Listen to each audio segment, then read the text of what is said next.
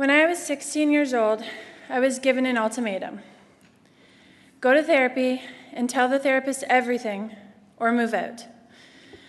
I was living with my mother and stepfather at the time in a small town. We were not getting along. I was a very angry teenager. It stemmed from when my mother had left my sister, brother, and I when we were only toddlers. Her leaving hurt. By the time she returned, 6 years had passed. When I think of it now, it's not surprising that we were always arguing and fighting, and I was refusing to make any kind of decisions of any caliber. Even something as simple as choosing between going to the movies with my mother or going out with my grandpa. I refused to decide. I felt I couldn't do or say anything without something bad happening. My mother didn't realize was that I was scared. I was scared that if I made the wrong choice, she would leave again. She would be out of my life like she was when we were little. I don't think I could have handled that happening again when I was still hurt from her leaving the first time. I had found out the therapist had been telling my mother everything I had been saying. I couldn't trust her, and I already didn't trust my mother. I refused to go back, so when I was given the ultimatum, I chose to move out. That surprised them. I don't think they thought I would actually leave. I was 16 then. Now I had to figure out how to move out. I had learned about the Kids Help phone from seeing commercials and from school, and I found their number in the phone book. It was kind of hard to call because I didn't really know where to start in regards to asking them to help me find a place to go. But they were super nice and made me feel less scared about the decision I was about to make. They gave me several shelters to choose from, all in different towns. By the time I hung up the phone, I felt more than ever before I had made the right decision for me, and that eventually everything would work out. Still, the thought of not having a home, of leaving my brother and my sister, of being on my own, made me realize I was going to have to fight for the life and the home I wanted. A friend of mine and her mother were nice enough to drive me to the cross zone here in London. I didn't tell anyone else where I was going, and when I got there, I didn't tell anyone where I was. The workers at the shelter met me at the front door, brought me in, and got me settled. There were 6 bunk beds with 6 girls. After I put everything away and was assigned a bed, they went over the rules, and I sat down and spoke with the manager about what had brought me here and if I had a plan. My first impression of the cross zone was that it was quiet. The common room was huge and looked like a cafeteria. The quiet didn't last long as soon as everyone that was staying there returned. It got loud really fast. I wasn't so much as scared as nervous. Being a girl raised on a farm, even coming to the city is a bit of a culture shock. I kept to myself as everyone at the shelter looked so intimidating and rough. There was one girl that spoke to me first, and I ended up going with her to the YAC, the Youth Action Center, run by YOU. That was my first interaction with YOU, but not my last. I had no idea how long I would be in a shelter, but in a sense I felt free.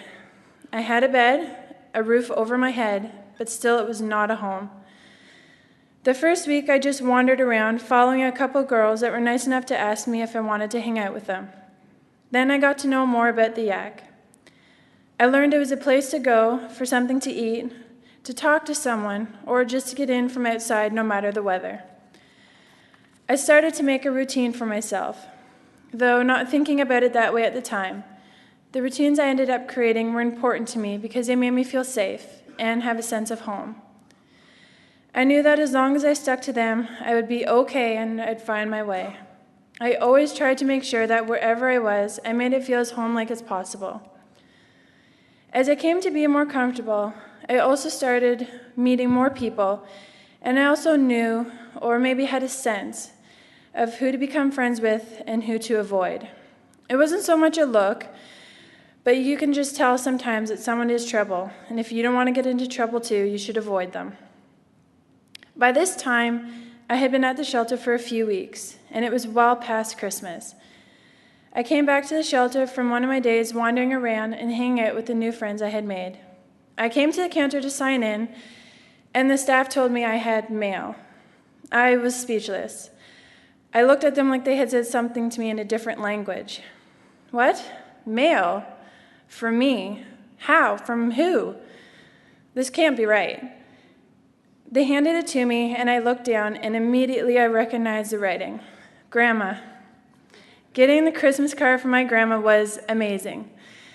I was completely floored. I couldn't believe that my grandma had found out where to send it in the first place, or that she had went to the trouble to send it to me.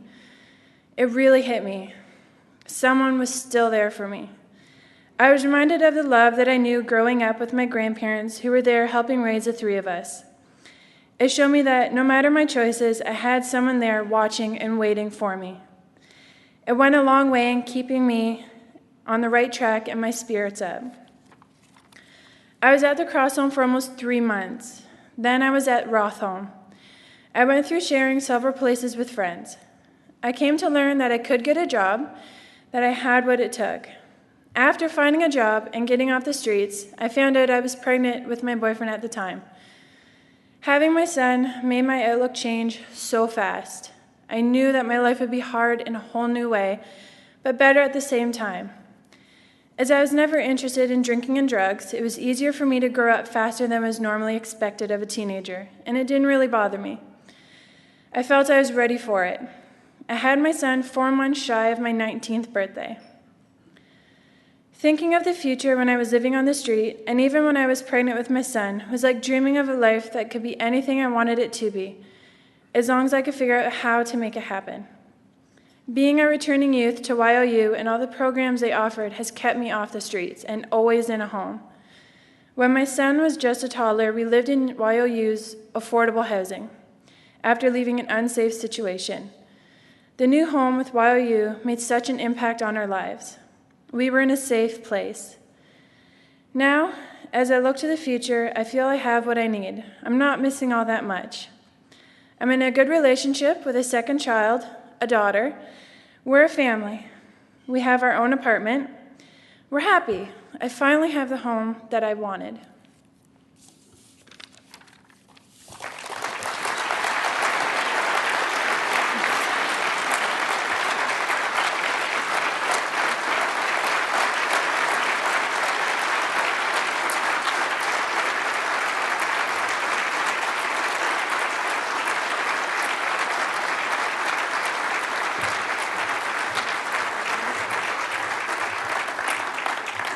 Good morning. My name is Megan Gleed, and please join me in thanking Angela and Andrew once again for sharing their incredible experiences with us this morning.